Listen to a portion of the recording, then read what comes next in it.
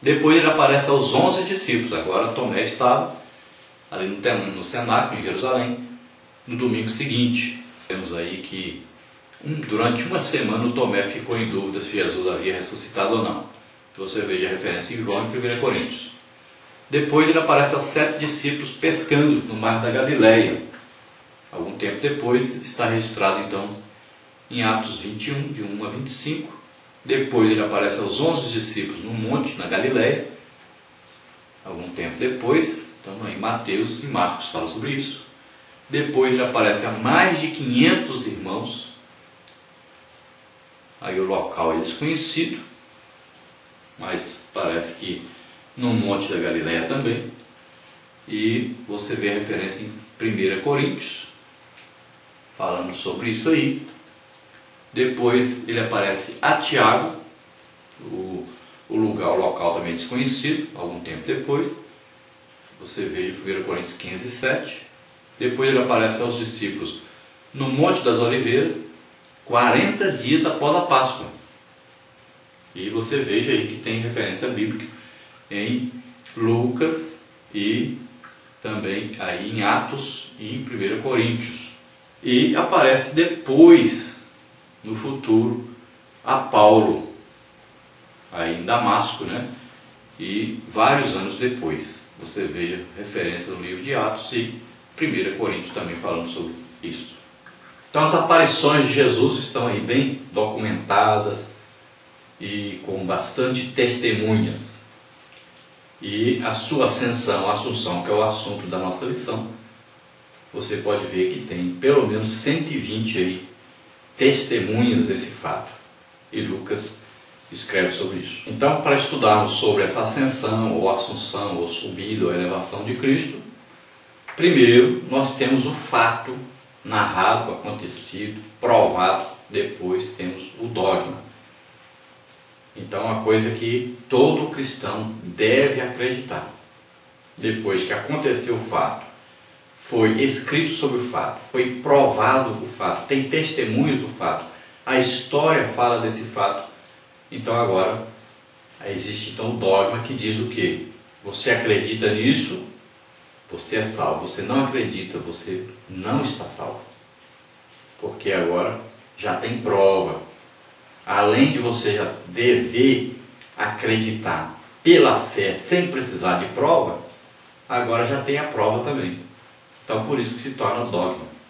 Então essa ascensão de Jesus, teologicamente, dentro da teologia cristã, ela tem aí dois lados para estudarmos sobre ela, ou duas doutrinas, né? A paracletologia e a escatologia. Vamos ver então dentro da paracletologia. Paracleto quer dizer substituto, ou aquele que é igual e é totalmente capaz de substituir. Então, Jesus fala que ele precisa ir para que o Espírito Santo venha. Então, para que os discípulos recebessem o Espírito Santo, era preciso que Jesus morresse, ressuscitasse e fosse ao céu. Aí, então, o Espírito Santo seria enviado pelo Pai. Ele cumpriria a promessa de enviar o Espírito Santo. Então, essa palavra paracletologia estuda sobre isso, sobre a vinda do Espírito Santo para substituir, então, Jesus ao lado da igreja. Então, Jesus fundou a igreja só poderia passar a ser igreja realmente de Cristo após o batismo com o Espírito Santo, como Jesus frisou, ficar em Jerusalém, até que do alto sejais revestidos de poder, e depois disso, então, vocês vão ser minhas testemunhas. Onde? Em Jerusalém, tanto em Jerusalém como na Judéia, né? A região onde estava Jerusalém. Depois, a parte vizinha, que é Samaria, né? E depois, mais para frente um pouco, né? A Galileia, e depois todas as nações. Então era para o Evangelho atingir todas as nações através dos discípulos de Cristo. E quem é que ia ajudá-los? Quem é que ia dar poder para eles fazerem isso? Quem é que ia realizar a obra espiritual para a salvação das pessoas? O Espírito Santo. E onde estaria o Espírito Santo? Estaria nos discípulos, dentro dos discípulos, morando nos discípulos, ao mesmo tempo com eles e neles. É assim que o Espírito Santo trabalha. Ao mesmo tempo ele está conosco e em nós, fazendo morada em nós. Nós somos templo do Espírito Santo. Mas também ele está conosco, nos ajudando, nos orientando e trabalhando a favor, então, do Evangelho, sempre visando a glorificação de Cristo, a glorificação do Pai. Sempre ele é um cavalheiro, ele não obriga ninguém a fazer nada, ele não vai gritar com ninguém. Tudo você precisa ter aí uma percepção espiritual, você precisa ter comunhão, intimidade com ele para ouvir a sua doce voz, a sua doce comunhão conosco.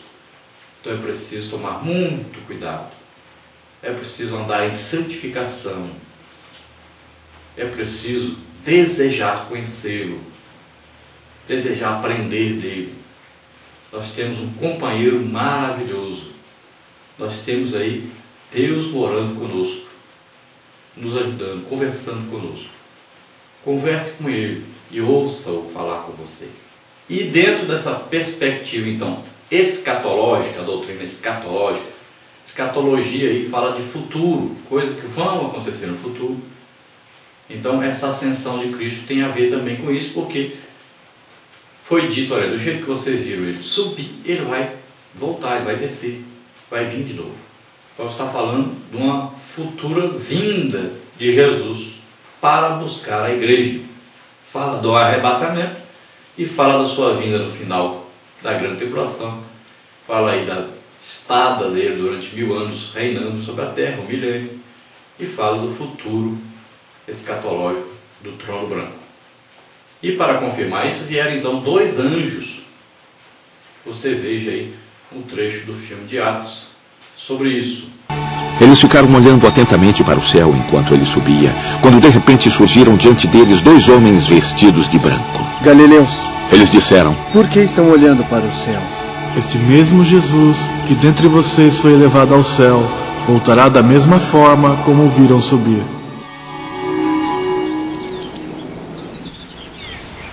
Então, além disso tudo que nós vimos até agora, nós temos aí que aproveitar isso e ser para nós uma coisa assim muito importante na nossa vida, essa subida de Jesus.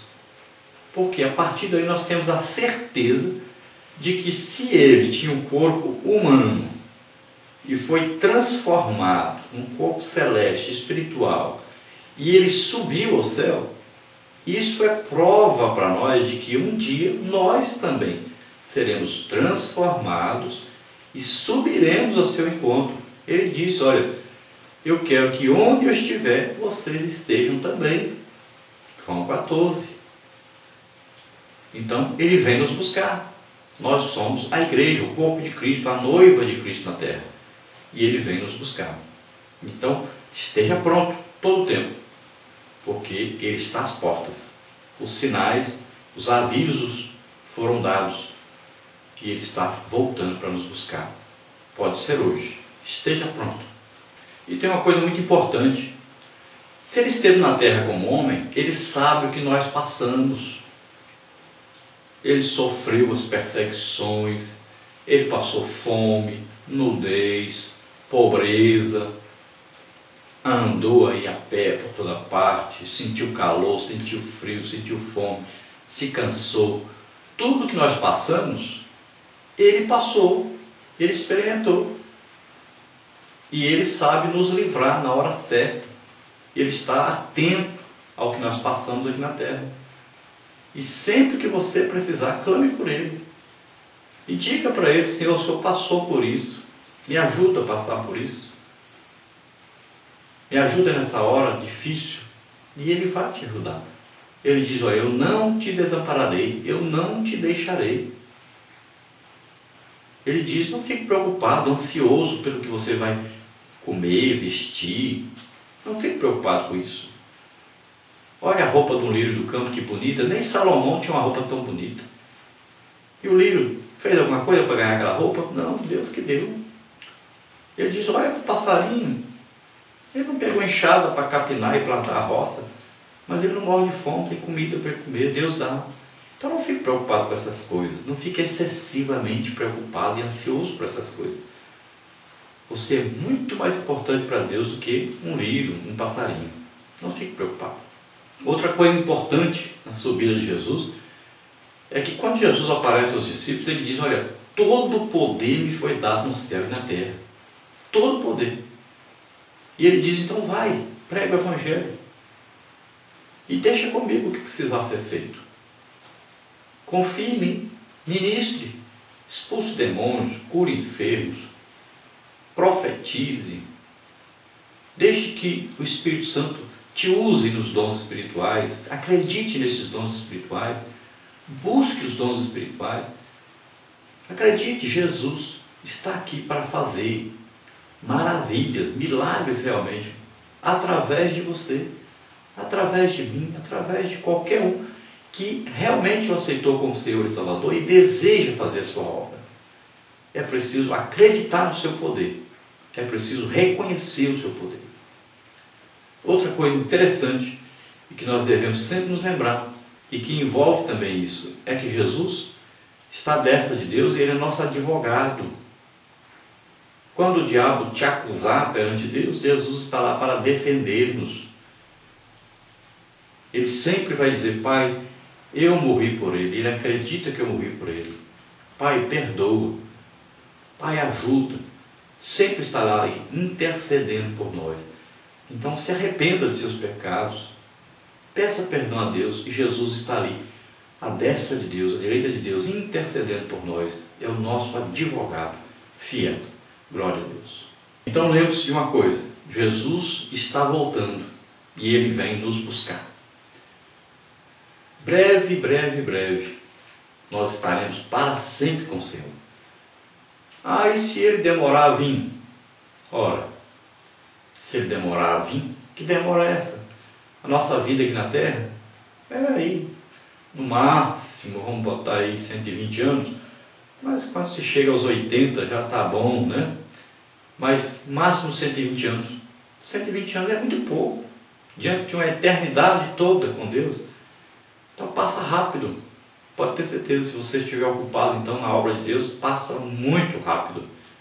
Ocupe-se lendo a Bíblia, estudando a palavra de Deus, fazendo a obra de Deus. Pratique essa palavra, não fique apenas na teoria. Nós estamos estudando o trimestre de prática. Vamos praticar a palavra de Deus. Vamos ministrar as coisas de Deus, o poder de Deus, porque o Espírito Santo está conosco. E nós recebemos poder quando fomos batizados com o Espírito Santo. E se você não foi ainda, está na hora de receber. Busque. Quando for mais importante para você o batismo com o Espírito Santo do que beber água, do que respirar, do que comer, então você vai receber. Você ainda não deu o devido valor a isso. Dê valor. Eu já vi muita gente ser batizado. Pelo menos eu já vi umas 3.000 pessoas ser batizadas com o Espírito Santo.